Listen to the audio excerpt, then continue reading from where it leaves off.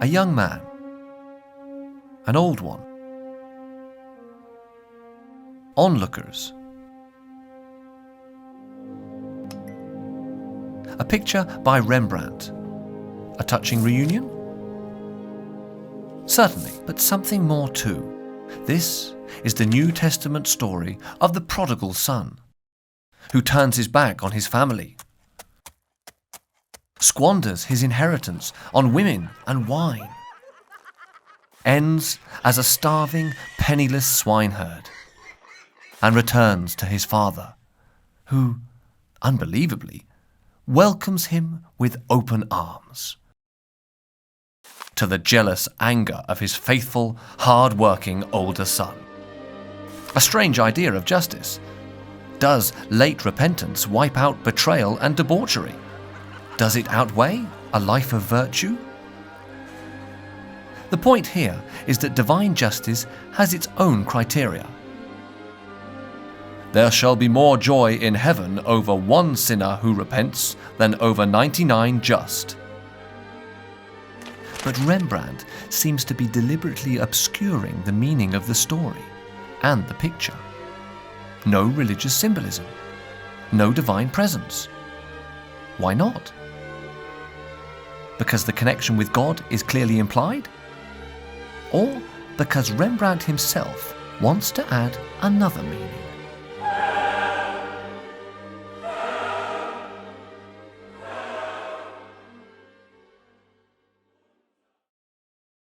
How much of the story is actually left? First of all, the son, with his bare feet and worn shoes, legs showing through tattered clothing, rope used as belt, shaven head and reddened skull, emaciated face and swollen eyelids. His kneeling posture reflects his shame and degradation. His body is the body of a martyr. And then the father, a man both powerful and versed in the ways of the world. Vivid highlights on his hair and beard. A man both wise and self-possessed, unspeaking, one eye on his son, the other lost in thought. A man both wealthy and loving. His mantle radiates warmth, surrounding the son's face with a red halo, following the lines of his head. His hands, one delicate and pale, the other stronger and darker, comfort and heal. The father literally enfolds his son. The actors in this little scene carry the whole story. The bystanders seem bit players by comparison, the older son wearing the same red coat. In the sculpted doorway, two servants. The woman in the background with her red pendant. Anything strange about the picture? Let's look at more conventional treatment. Father and son are looking at each other. The servants are bringing out the clothes, shoes and ring called for by the father, while the calf is led gaily to the slaughter. Religious symbols are everywhere. The sacrifice recalls that of Christ. The white dog stands for purity and faith. Everything, including the message, is clear. 30 years earlier, Rembrandt himself had followed the same line. In the background, clothes are being produced. A shutter is being opened. His use of profile in the foreground clarifies the scene. A shoe has been shed, the stick dropped. The older brother is absent. The son's body is so ravaged, his face so wretched, that he almost seems to deserve his father's pardon. Everything matches the letter of the Bible story. But what about the spirit? The later version has no after. The figures seem bemused, no action is suggested. As for before, this sketchy bas-relief is all we get. It conflates debauchery with downfall. The prodigal son sports a sword and plays the flute, while his fate is foreshadowed by the pigs at his feet. With his back to the viewer, neither his misery nor his remorse are visible. The Father's forgiveness exists in a vacuum. Rembrandt pares the story down and eliminates the kind of easy sentiment which might otherwise make it seem banal, and then goes even further by involving us, the viewers. First, he makes us identify with the Son, whose feet are the first thing we see and whose position we share. Secondly, he prompts uncomfortable questions. Would we have been generous like the father, or have stayed resentfully in the background like the older son? But why is he so anxious to involve us in a picture which was not intended for a church and was still in his studio when he died?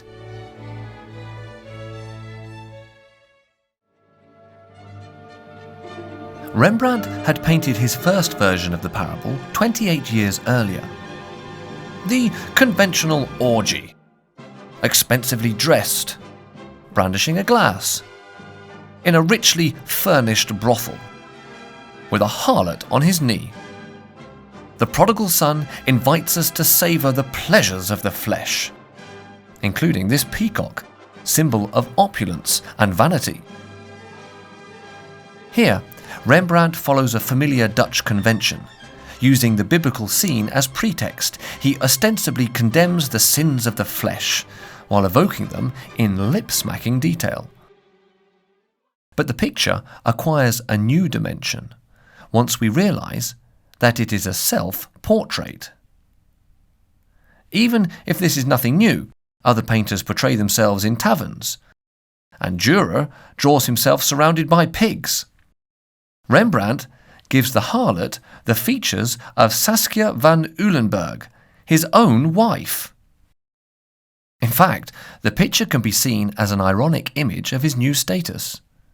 Saskia, whom he shows off proudly, is immensely rich, and marrying her has earned him the right to work in Amsterdam, where commissions pour in. He acquires a fine house in a fashionable neighbourhood and develops his own private art collection. Rembrandt's self-portrait as Prodigal Son acknowledges his own extravagance, while making Saskia, slightly behind him, looking calmly at the viewer, the moderating force in the partnership. But tragedy lies ahead. Saskia dies in 1642. 16 years later, Rembrandt is ruined. His house and possessions have been sold, and the birth of an illegitimate child to his new partner has tarnished his private reputation. The commissions dry up, and when Heinrich dies in 1663, the parallel with the prodigal son is obvious. Alone, ruined, shunned by the church, Rembrandt longs to rejoin the Christian community and make his peace with God. His Protestant faith dictates that he open his heart to God, but ask for nothing. God alone, in his infinite freedom, will grant him grace or withhold it.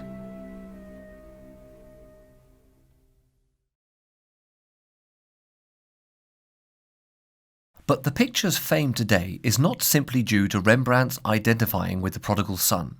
In the prosperous Dutch Republic, the wealthy burghers determine what sells. Their walls are covered with pictures, and they want religious scenes to fit in and have real-life resonance, which speaks directly to them. Earlier artists have approached Bible stories in two ways, but Rembrandt does something new. First strategy, using perspective to link the story with the present. Lucas van Leyden puts his Christ presented to the people in a modern urban setting, with a crowd in the foreground. Pieter Aertsen and Joachim Beauclerk both hide biblical scenes, the flight into Egypt and the prodigal son, behind well-stocked market stalls. And Bruegel presents his main subjects, Christ carrying the cross or St. Paul, as details in crowd scenes.